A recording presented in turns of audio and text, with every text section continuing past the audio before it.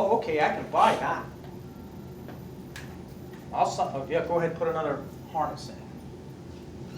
You know? Or you know, the PS1 switch is defective. That's why it thinks it's going into reverse from third, and that's why we get that trouble code. Oh, okay. Not, well, because. It feels like it. Huh? Because it feels like doing it right now. Yeah. The worst thing you do is give a personality to You it. see, he doesn't like me. Well, that might be true. Well, yeah, I know. Huh? It's a transformer. It hates me. I'm waiting to hear that one. I'll be like, okay, give him some lithium, put him in the break room, find a safe space. Don't give him anything sharp. Slip joints. If my U joints are out of phase, and we'll talk about this in Mod 9, it's going to shake the daylights out of that bus. Okay. Differential noise. Okay. Differential's howling because it's got excessive backlash between the ring and pinion. It could sound like a transmission, depending on the load. Goes up the hill, it howls. Goes down the hill, level ground, light load, doesn't make any other noise. It's a logical assumption to assume possibly transmission. Okay.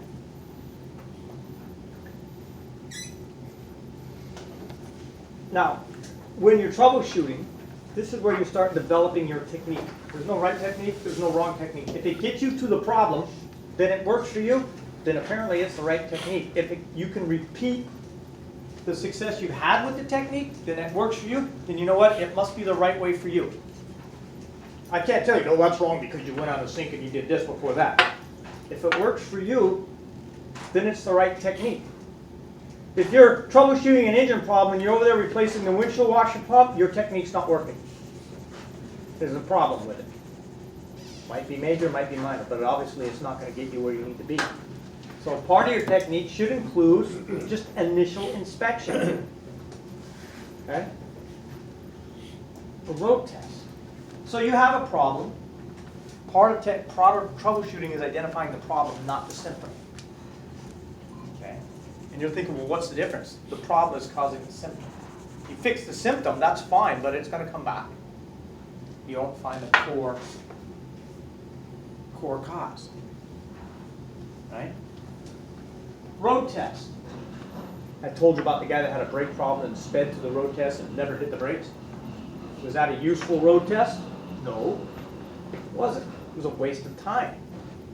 Now, whether he intended to waste time or not, or maybe he didn't know the proper things to do on a road test. The road test is going to vary depending on the complaint. If you've got a brake complaint, obviously you want to do a lot of stopping on the road test, right? If you've got a low power complaint, you want to do a lot of starting and stopping on the road test. If you've got a transmission shifting complaint, you want to make it shift. Okay? You don't want to, hey man, I was in 5th gear the whole time, I'd hit every light green and got here in 12 minutes. How'd the transmission shift? Well, I don't know, I was in 6th gear the whole time. What did you accomplish? Not much. You wasted some time. Okay? Maybe you meant to do that because it was coming up the end of your shift and you didn't feel like messing with it, so you want to hand it off, so you I'll go on a road test. That's fine. You want to be that guy. Oh, there goes Sanchez again. It must be 1:30. There's guys out there, you know there are. Well, I can't fix it, so I'll go on a road test because I don't want to have to deal with it for 45 minutes. Jeff? Just wanted to add a little something to that. Just before you even go on a road test, asking the right questions. Yeah. To whoever was the operator. That's a good point, but unfortunately, Sometimes you don't get what you need. not sometimes, most of the time. So you get a VO card from 4 o'clock this afternoon, there's no way in heck he's going to talk to the driver. We don't have that. Now, if I'm working in a shop, right, I can talk to the customer perhaps, or my underwriter would, I would hope. You know, or if it's like trying to get as much info as I can. So, like the way you said it, he took it for road test, came back, we got into the ship, the new mechanic takes it. Can he take it again to road test, or? Sure you can. Sure you can. Supervisor's not going to like it. He's like, well, Joey took it on a road test, talk to him. I did. What'd he tell you? Hit every light green, didn't ship. Useless information. He's going, I road tested, but then, you know, eventually at some point, somebody's going to talk to Joey and say, what's the problem? Why is it your road tests aren't getting us anywhere here? A lot of guys like to try to be Mr. Speedy on a road test too. Well, that's my point. I've seen Mr. Foreman, I came back right away. Yeah, that's the He point. didn't road test it properly. That's the point. Road tests are listen, look, feel, smell. You know, you get halfway through the road test, y'all know what smells burning clutches are like. You're like, oh, this is bad. You know, if it's got a vibration. And it's not a bad idea to bring a little notebook. Pick up a vibration between 20 and 25 miles an hour under light load. Okay. Maybe it's transmission, maybe it's driving. I don't know. I've watched guys go on a road test and they start building a trouble trees just based on what they know. It's doing this, is it this, and this, and this, and this, and then you look at it and you're like, that's pretty damn good. And this is a guy, it might take him a night, but he usually comes to the problem. If I got a guy that takes all night, but he gets there, I'm happy. I'm good with that. If I got a guy that comes in and a half hour later, he knows what the problem is, and he's throwing all these parts at it, he gets all these parts installed at the end of the day, and it's still broke, I'm not a happy guy. Speed doesn't necessarily equate to efficient. Okay? I'd rather you take a shift and a half when you say, hey, it's the drive shaft. All right, how about it? You put the drive shaft in, I got a pretty good confidence that he's got the problem fixed. Now, somebody might be breathing down your boss's neck. Why is that bus still here? Because we don't know what's wrong with it. We'll fix it. Duh. You know, I've always wanted to do that to my boss. Duh, what do you think it's here for? Freaking decoration. Well, drive shaft, well, goddamn. Really? Well, if you knew what it was, shit, then why didn't you come down and tell me? Schmuck?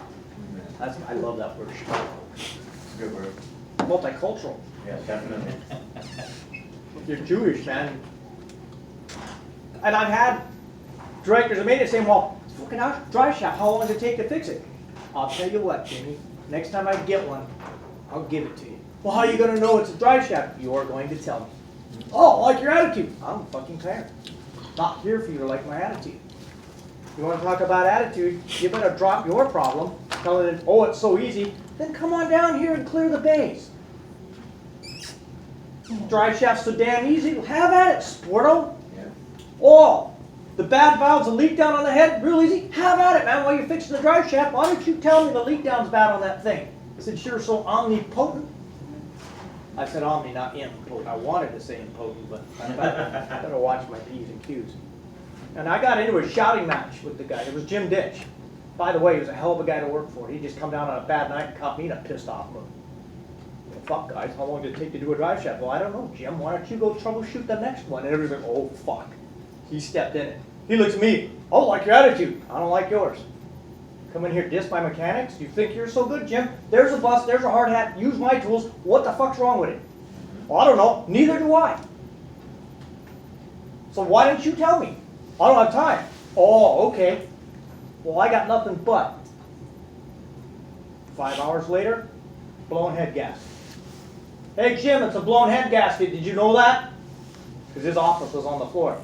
He comes out, you got a problem? No, not anymore. It's fixed. You're the one with the problem. You don't seem to understand what it takes to be a mechanic. How'd you like some time off? Not a problem.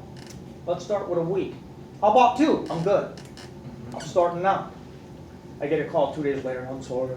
I'm still taking the 2 weeks. You suspended me, man. You bought this. You own it. I didn't care. Didn't care. You want to get fired? No problem. I got enough money in my peers account. I'll go to Hawaii. Ooh, what time will you be? That's what I said. I got on the payphone in the office. What are you doing? I said, I'm buying tickets. What for? Going on a trip. You're on vacation. Hey, you said you're going to fire me. Fuck it. I'm going to Hawaii. I'll take my, money out of my peers account. I'm good, man. There's other transit agencies, dude. Plus the union will actually make you pay back. He's like, well, let me think about this. I said, you got 5 minutes, man. Do I go to Hawaii? Don't I? Because I'm on hold. You're a fucking asshole. That's fine. Not here for your liking. You're Good gonna get a story. pool. Huh? Happens, good story because it happens every day. So is that every true shop story? around the whole Yeah, day. I mean, I don't take shit from some guy in an office when I'm out there at midnight trying to fix a fucking bus, and he's like, well, that's not hard. Really? Then get your ass out here and fucking fix it. Oh, I'm your boss. I don't care. Yeah. I really don't care. Don't get me started, Mike. Don't You get got me an started. attitude problem, though. You I don't- stare right. I don't have an attitude problem, I've got a manager problem, man. I got a micromanager problem. And there's always one. There's always one. So the road test, it varies based on the problem. If you got a shifting problem, make it shift. If you got a brake problem, make it stop. If you got a speed problem, make it go fast. If you got a power problem, make it put out. Okay? There's not one road test to fit all of these. If you got a squeaky wheel problem, make it squeak. Does funny things turning right, make a lot of right turns. It won't turn left, go find somewhere to try and make it turn left, figure it out. Donuts? Huh? Make donuts? I'll have a crispy, other kind of donuts, okay. The stall test, y'all, what's the stall test do for me, folks? I heard somebody whispering it, let's say it out loud. Come on. You guys, what? I don't bite. I don't throw shit. They don't let me throw stuff no more. Who said check the engine and transmission? It's the guy that, did the cops pull you over yet? Oh, me? Yeah, but you look like that guy they was looking for. You better hope they found him. Yeah, it checks the engine against the transmission. Someone makes some money. Pressure test. Okay? Lets me check my clutches with gauges. Okay, we'll go all into this. Electrical test, diagnostic information. So, visual inspection inspects all the process. It inspects all the components. It inspects brackets, hose clamps, fluid level, drive line, right? Mounting bolts. That's 98% of your troubleshooting. That should be numero uno. You get through a transmission inspection and you haven't checked the oil. Oops. Worn components. I've watched guys inspect drive lines and their hands aren't dirty. How do you do that? It's hard to grab a drive line and move it up and down and check the U-joints if you don't put your hands on it. We have one of them. Yeah. We've had guys, he doesn't work for here anymore. He could do a whole bus inspection to the driver's seat. Oddly enough, though, he found shit. We sat upstairs and watched the guy. He didn't get out of the driver's seat much. How's he find stuff? That's amazing. Okay. Pull the filters. Look for metal. If this thing's chunking components, don't be afraid to drain the oil and see what falls out. You got large metal components or a whole bunch of shavings, especially if you drain it in a bucket and you run a magnet full in there, and then you pull something out that looks like a tooth. That's not good. That alone would get you enough information to tell your boss that I found this in the oil, this thing probably needs to come out regardless of the problems. You may have found another problem that hasn't occurred yet, right? A preemptive problem. You know how on the engine you have the thing where you check the oil? Yeah, You don't do the same thing for the transmission? sure we do. But if I got metal sitting in the pan, it's not gonna go through the probolizer. Because that's a name, probolizer? Okay, we're gonna probolize it too, really. But, and that's not a bad test either, have the oil sent out. I got a lot of clutch material in it. Now, looking at the color would probably be a good reason to tell the boss, hey, look, I need to have this analyzed because I think I got something in it. Coolant, whatever. Maybe the coolant in the transmission oil is the problem and it's not the transmission. Again, you'd be surprised how you start looking at one thing and your troubleshooting leads you to a component that not directly related to, it's indirectly related to your issue. Transmission's vibrating, you got an out-of-phase drive line. The other thing is, so you get the bus. Bus has a vibration, I think it's in the transmission. Okay, not a bad write-up. I would like a little more of what makes you believe it's in the transmission. Okay, so you get the bus. You do your peremptory checks. It's got oil in it, engine oil. I've always checked, engine oil, coolant, transmission oil. I don't want to start a bus if I don't know what's in it. I started a bus that didn't have any oil in it. I almost ended up owning that motor.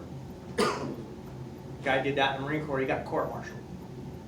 Lost the engine. Well, why didn't you check the oil? Because, okay, good enough. They had a closed confinement quarters, CCQ.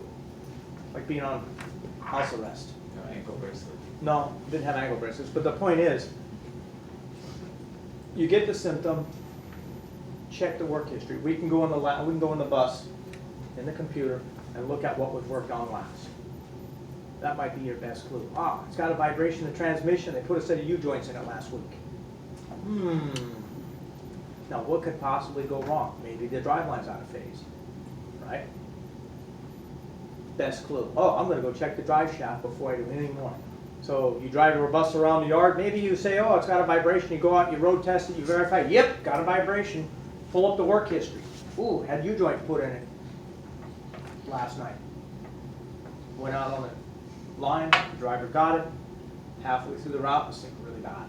They bus change it. It comes in. You get it on graveyard. Bus change it for a vibration. That's about all you're going to get. Yeah. So you sit in the tailgate. Bus change for vibration. You go up to the computer, U-joints in it last night. You might not even go on a road test. You bring it in, lift it up, or better yet, take it over the pit with a flashlight, look at it. And when we go to the division module 9, you'll know how to tell real quick if it's in phase or not. Nope, the drive line out of phase. You've got it fixed. Right after lunch, it's going back out on the ready line. Okay, metal in the housing. Electrical connections and wiring. There's about 80% of your problems right there. Fair amount, 80%, good guess, 70, 80%. All right? Look at them. Don't be afraid if you can. Open them up, take them apart, disconnect them, unconnect them, whatever, how you want to call it. English is not my language. Right? Oh, bent pin, broken pin, rusty pin. Bad crimp. Yeah, pins in there, wires here. How's that work? We have some people that like to steam clean everything. You went to Phil's class, water and electricity are not a good mix. Moisture. You know, if you see a connector that's zip tied together, that needs to be addressed right away. Whether it's directly related to your problem or not, it's going to be a problem down the line. Okay? The road test brings the transmission up to operating temperature. Complaint or history codes. Pull the codes. We'll do that downstairs. Determine major system defect. Your major system defect might not even be the transmission. Like I say, it could be the drive line. Could be the differential. You have to think outside the box. What other systems are affected by that? Or what other systems affect that?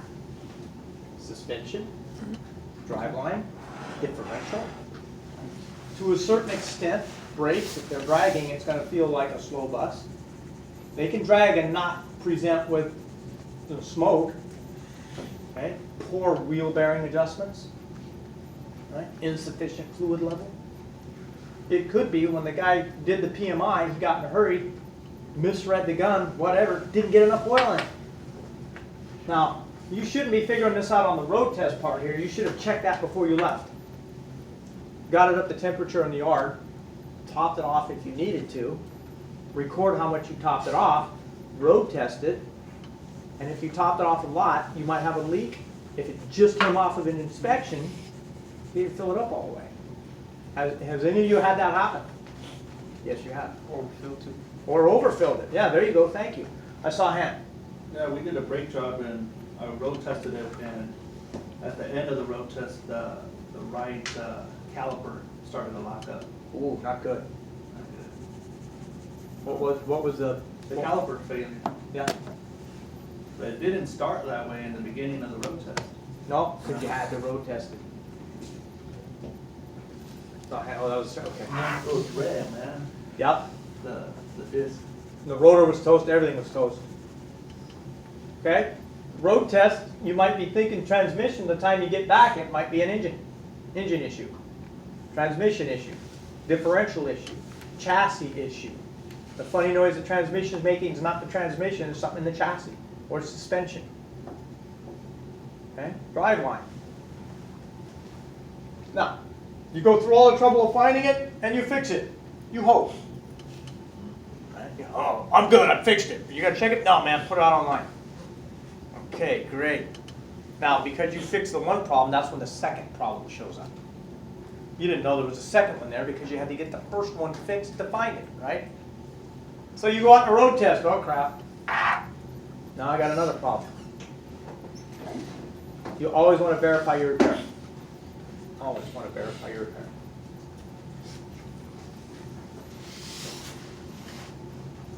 Allows you to check shifting, shift timing, harshness under different loads.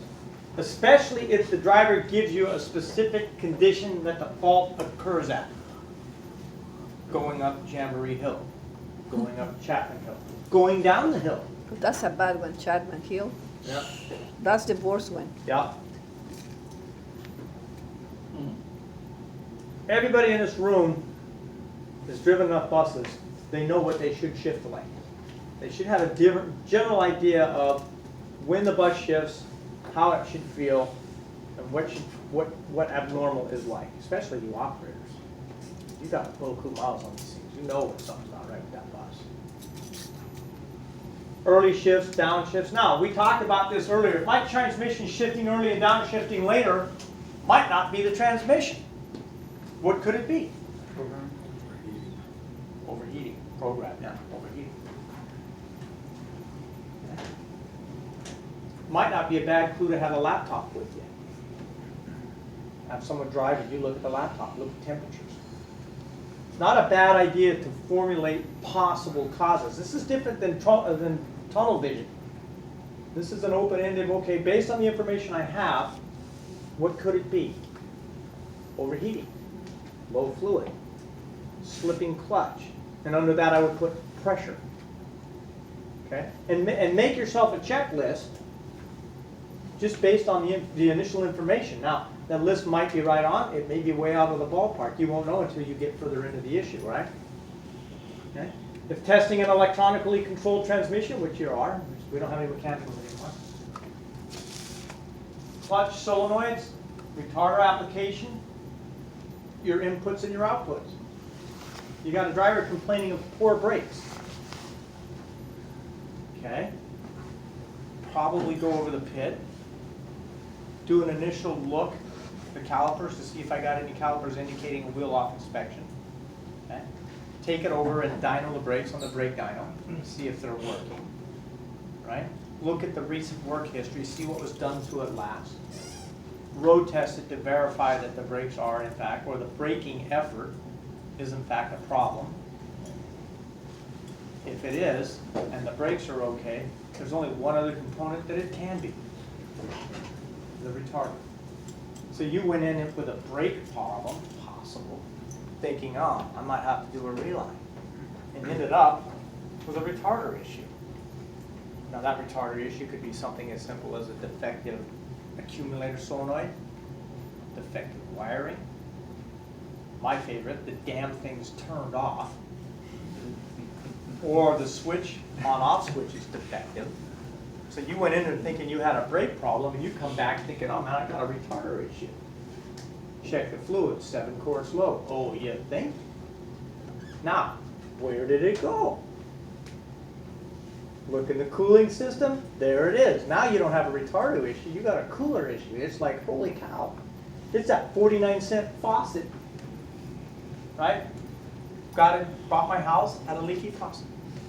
Got the O-ring to fix the faucet. Took the faucet off, the drain board was rotted because the faucet leaked into the wood. Okay? Fixed the leaky faucet, but now that the faucet was fixed, it's leaking somewhere else. So I ended up having to change the drain board. So I took the drain board off, and the wood for the cupboards was rotted because of all the water that went through the drain board. So I had to put new cupboards in. I went to put the sink back in, the roof was so watered it fell through. So I had to get a new sink. Now the sink's plumbing didn't line up with the old plumbing. I'm like, you gotta be shitting me. This started out with a 49-cent washer. Right? After about $3,000 in new cupboards, problem solved. Looked cool, wasn't expecting to fix that much, spend that kind of money. Point is, the problem you start with, on occasion, might not be ending up the problem you're fixing. So you thought you had bad brakes. You ended up with a retarder issue. You ended up not with a retarder issue, you ended up with low trans oil that ended up in the cooling system. So you didn't have a brake problem at all, you had a cooler leak. You're like, wow, that's a leak, not really, if you think about it, right? You've all had problems like that, I'm sure. Sometimes you can go in really quick, depending on the complaint. Just reset adaptive shifts. That's cool. Hey, I've got a shifting issue. It's not overheating because the logs don't indicate that, but I want to go on a log road test to see if it does. But prior to doing that, I'm going to reset shift tables, and I need to drive it for about an hour or so. Now, you need to tell your boss this. You go up, hey, Jeffy, I got to drive for a couple hours. Why? 'Cause. No, not happening. Or, hey, Jeffy, I got to drive for a couple hours because I'm going to reset the tables, and I want to see if it overheats, changing my shift patterns, and that might be why Lorraine is complaining it shifts bad. I'd be like, oh, makes sense to me. Sure, go ahead. Have at it. And document what you do. Come back, hey, your shift tables just need to be reset. Drove it for a couple hours. I went here, I went there. I found a hill, I found a downhill. I found a straight stretch where I could open it up. I found a lot of curves. I made it shift to shitload. That's a highly quantitative term, by the way. 1, 2, 3, shitload. Or boatload, however you want to call it, yeah. When you need a second driver, you have to ask the supervisor, or he will assign it to you? For us, our policy, if I need an extended road test, I usually check out with the boss. So he knows that I'm going to be gone a while. So he can kind of keep track of it. Not that I'm not goofing around, it's just that he needs to know what's up. Because if you're out on a long road, or you're out on a road test, and all of a sudden the bus breaks down at the Jamboree Hill. Wait a minute, here's the sign for the road test route. I'm not a geographical genius, but I don't see the Jamboree Hill here. And you'll get in trouble. But if you tell me, hey, I'm going to go to the Jamboree Hill, and I'm going to try and duplicate Lorena's problem, and you do, big time, and now the bus is done, and you call in, hey, I need a tow because Lorena was right. This is a big steaming POS and it just died. I'll be like, yeah, okay, I'm not shocked that you're there, right? I'm kind of a little upset the bus died, but hey, yeah, okay, well, that's another way of finding the problem. You broke it in testing. And on that note, if you're road testing something and you got a problem and it breaks down, I'm not going to get pissed at you. Hey, we knew there was a problem. We went to find it, and we did. We kind of came to the final solution. We broke it. I had a 4-time repeater that gave me the best road test of my entire career. Road tested it all the way to Las Vegas. That was your road test? From right here in Miraloma. Oh, you were working at MCI, right? No, Prevo. Oh, okay. Yeah, Volvo. They said road test this thing until the problem happens. And I said, well, what if it takes hours? He was like, listen, I don't care if you go to effing Las Vegas. Find the problem. I would have said I that. heard go to Vegas. Alright, so I drove to Vegas. Broke down in front of the casino, and then I My retired head's when I gone. hit the big one. My head to God, Mike, I got off the highway, I made a left turn to get back on the highway, and that's where the problem happened. As soon as I got off the freeway to turn around and head back. So I was like, well, I'm already out here. So I went to Hard Rock Cafe and had lunch with one of my buddies out there. Oh, imagine that, boy. That was an What excuse. was the problem? It was a heater valve. They changed all the heater valves on the lower portion of the bus, but they missed one up in the roof. It was it would overcome the AC because the roof heat would stay on once it went to roof heat mode. So it was jamming open, and there was contaminants in the coolant. So they kept flushing the coolant and all that, and they changed this whole huge assembly that was like $2,000 worth of valves, and they missed that one up in the roof. And when it happened, once I got off the freeway to turn around, that's when it clicked what the problem was, because the water circulation went down as I got off, and the water pump started turning slower. So it clicked. I was like, it's got to be a valve. And then so we started looking. I'd be like, and it took you to Vegas to find it. So, Got off the highway to turn around, and boom. seriously doubt we're going to be allowed to go to Vegas, but hey, Yeah. if one of you guys tries and it works, let me know.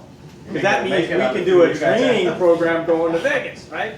But But- No, it was just a AC problem. The heat would overcome the AC. And it was a bus from Vegas, so they would get really pissed off when it's like 110 degrees. Yeah, that makes sense. So the road test is simply a means to try and find or verify your fix. or your what you think might be the problem, right?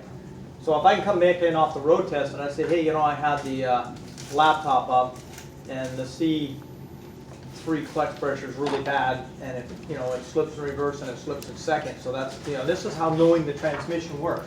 Well, if you got a slipping clutch, you look and see, well, what clutch is it? What other gear is it used in?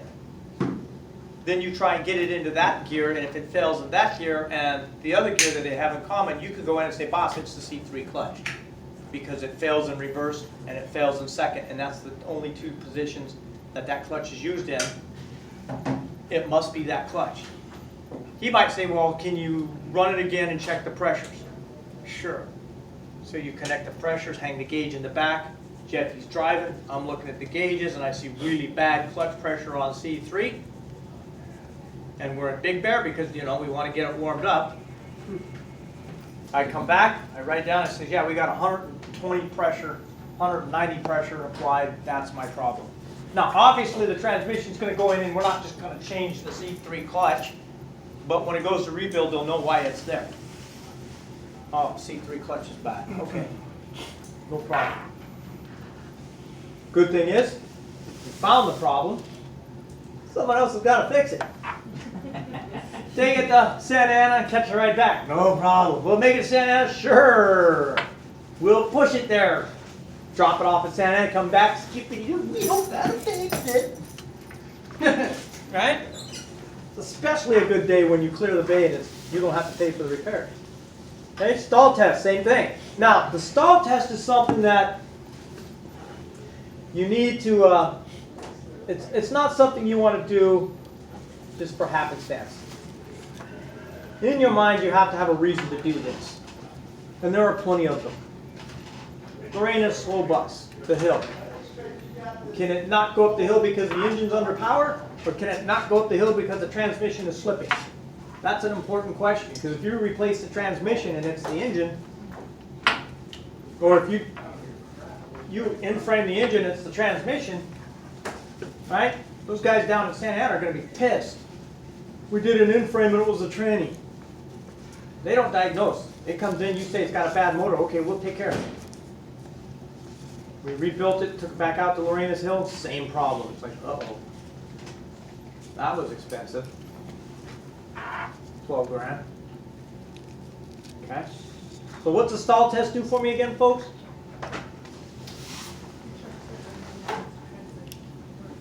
Two reasons it's a slow bus. Dead motor, dead transmission. Now, on a very rare occasion, very rare, it'll have excessively low stall speeds. You fix the motor, you stall test it, and then it has excessively high stall speeds, because now that the motor's got power, that's when the slipping shows up. You're like, dang! It was so dead, even with the dying transmission, it couldn't make any RPM. So you fix the engine, and now that you got a lively engine behind a dying transmission, that's when the tranny problem shows up. You're like, whoa, bad news for me. And it happens occasionally, and you're standing there going, wow, didn't see that one coming. Right? Too high a stall usually indicates the transmission. Stall test around 1500. Where are you going to find your stall test speed spec? That's a mouthful. What am I going to look? Allison or the motor manual? Allison doesn't know what's in front of it. Could be a big cat, could be a small Detroit. You look in the motor manual. You look at Cummins. Cummins knows what the stall speed should be against an automatic. Allison doesn't know what it's in front of. So you look at Allison, you gotta need to find the stall speed for an ISLG. Says nothing about this. You go to ISLG, oh, automatic transmission, stall speed. There you go.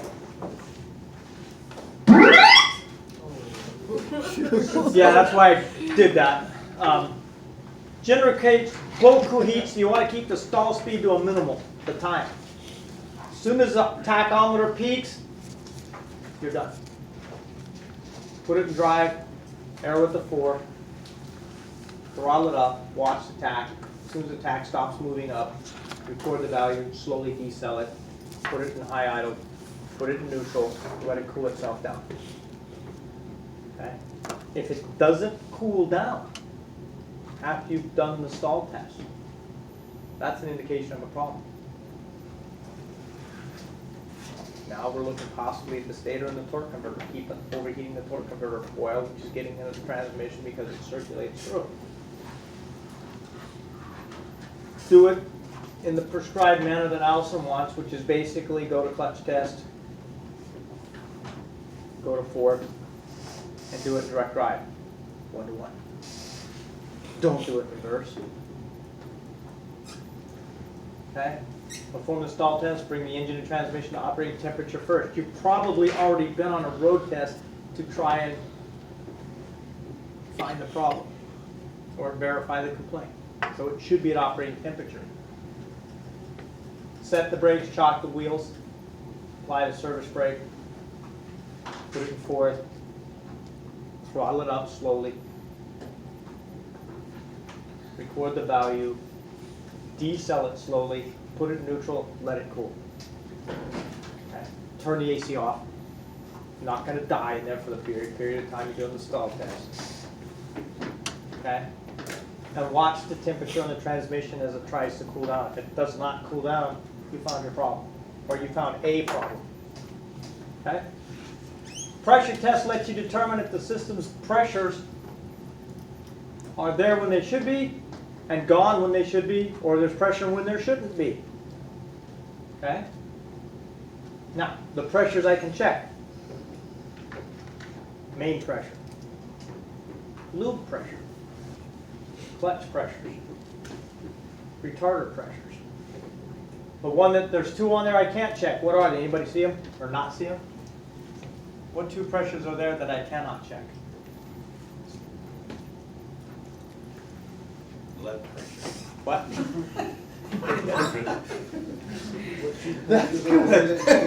I like that. Blood pressure. How about control main and lockup?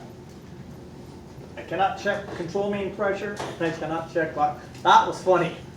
And I cannot check lockup. Blood pressure. I'm gonna have to put that on the test. That's just freaking funny. I can't, because that would be the right answer. Says the guy that's wanted by the cops. All right.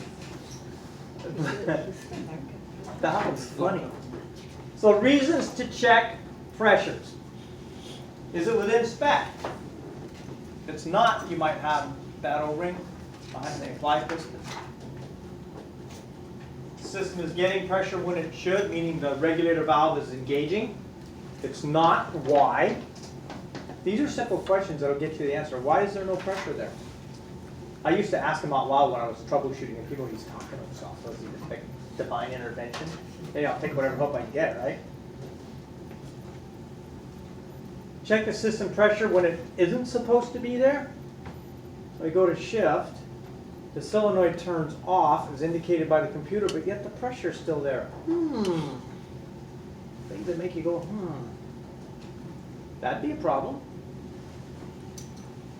That might be enough to, you know, hey, I got to take the valve body out of this thing because I got to regulate. Okay, send it to send it to Riverside. Send it to Santa. Okay, fair enough for me. I'm happy with that. Sure. Or if you like to learn things, it's like, cool, I get to pull the valve body out of this piece. Change the solenoid, maybe change the regular valve. This is good. Learning is always good. I had a Hyundai one time that had a transmission problem, and it kept throwing a code for a solenoid, and it was going into limp mode, which was third gear for that transmission, and it said ohm out the harness. There was a bulletin on it. Yeah. Long story short, there was a bulletin. It said ohm out the harness. Even if it ohms good, if it's got a tag with this number on it, replace it. So I ohm it out, I ohm out the solenoid ohms out good, I replace the harness, put it all back together, road test it, it still fails. Alright? Would you guys freaking believe that that computer in a Hyundai can tell that there was a hydraulic issue through the use of the solenoid? No, I don't doubt it. One of the I would square refer the circles guys pushed to the salesman floor after that. Yeah, I should have just changed the solenoid while I was in there, because when I took it out, I found that one of the square seals was pushed out like a rectangle. So the computer was able to detect that there was no pressure there when there should be. Yeah. And so I researched it a little further, and what I found out was the ramp of the current usage through the solenoid wasn't there because there was no hydraulic pressure against it. To pull back the valve open, yeah? Right, so the the- computer could detect So it. it saw the low draws, no hydraulics. Exactly. Yeah. I thought that was crazy for a Honda. It's insane. Some of this stuff's getting pretty nuts. Yeah. And again, it goes back to this. If you understand how it works and you understand how to interpret that, it makes it easier. Yeah, If that was you a don't know discovery what for that me. means, now a lot of times your learning comes from hands-on. So if you get the opportunity to pull a valve body down here, I would be all over that. Your test ports are on the bottom of the transmission, and they're labeled. They're a little hard to see, at least they are for me, of course I'm blind as a bat. But you have your ports. Yeah, you notice when we tore it down that the port pressure plugs are a bit different than the nuts holding, or the bolts holding the valve body together. That should be your clue. Okay. And we have gauge package, physical mechanical gauges that we can tie into this transmission, hang in the back of the bus, go on a road test, and actually physically watch the clutch pressures engaged. Electrical tests encompass the majority of your troubleshooting. Like I said earlier, 80% of your problems with these transmissions are going to be electrical, and most of those electrical issues are going to be diagnostic trouble codes. Okay, diagnostic trouble codes are going to come up, and we'll go over one, and it's going to all be electrical. Right? You've been through Phil's class. Those should not be unusual terms to you by now. Resistance, voltage drops, continuity, component wiring, connections. Connections are the ones that are going to get you. Okay? Because the guy didn't know how to separate the connectors, and he yanked the wire back out of the harness, and the pin's still in there. You know. And yes, visually inspecting connections by actually disconnecting them and looking into them is a routine inspection. Depending on how hard it is to get to the harness, if it's excessively hard, I might put that off until I troubleshoot my way to pulling that connector out. Okay? Repairing loose, dirty, worn connections, opens or shorts. Opens are the wire broke or the circuit is open, not by design, usually a broken wire. A short is two wires are touching when they shouldn't be, so the path back to ground is unintended short, not getting to the load. Okay. Using a breakout box, and I've got one down there and we'll hook it up, enables you to check sensors and solenoids and see if they're, calibration wise we can't check, but see if they're working. See if they're working. You can't read codes on our particular breakout box, but you can certainly check connections and continuity and solenoid resistance, circuit resistance, grounds, power supplies, and all that. You can activate certain inputs or outputs. Allison's troubleshooting manuals are built around a breakout box. Some troubleshooting will tell you to put a jumper wire between pin 57 and pin 62. Be very careful doing that. Make sure you get the appropriate connections, and never leave a jumper wire in a breakout box. When you're done doing the test requiring the jumper wire, take it out. You don't want to leave it in there, because if you go on to another step and you say put it in drive with that jumper wire in there, you might just fry a driver, because that in drive that jumper shouldn't be there. Follow?